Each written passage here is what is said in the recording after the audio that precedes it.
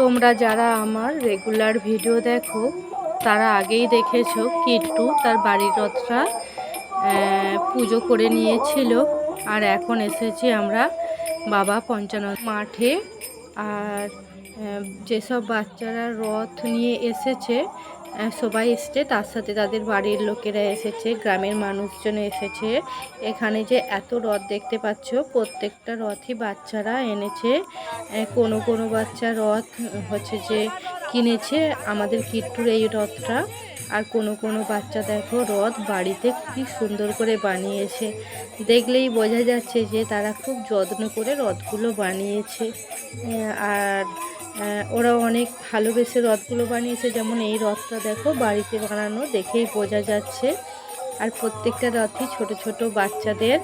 আর আমি রথগুলোর ভিডিও করছিলাম। আর এই রথটা অনেক পুরানো। আমি যখন এখানে এসেছি প্রত্যেক বছরই এই রথটা তোলে। আর বাচ্চারা তো শখ করে রথ তোলে। আর আমার কিট্টুরও এই বছর প্রথম রথ।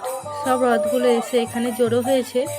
এখান থেকে এবার একসাথে সব রথগুলো যাবে আমাদের এখানে বাঁধে, আবার ওখান থেকে যে যার বাড়ি চলে যাবে। মন্দিরে সব রথ এনেছে, আনার পরে এখানে বাতাসা ছড়ানো হলো, হরিনাম গান করা হলো। যেনারা এসেছেন হরিনাম গান করেছেন।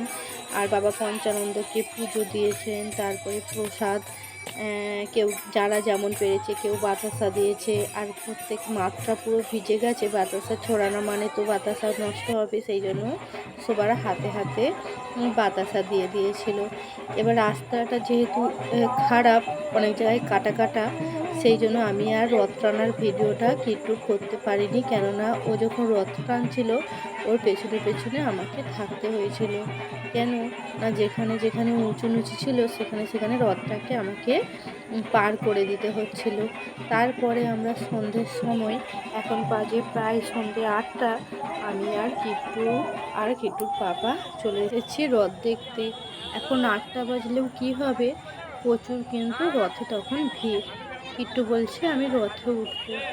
আর ওই যা রথে উঠলো, এখন আধ ঘন্টা এখন ওটার মধ্যে এদিক ওদিক ঘুরপাক খাবে। ওইটুকু রথের মতো একবার এদিক যাচ্ছে একবার ওদিক যাচ্ছে, ওই রকম করে করে ও তো আধ ঘন্টা ওখানেই কাটিয়ে দিল।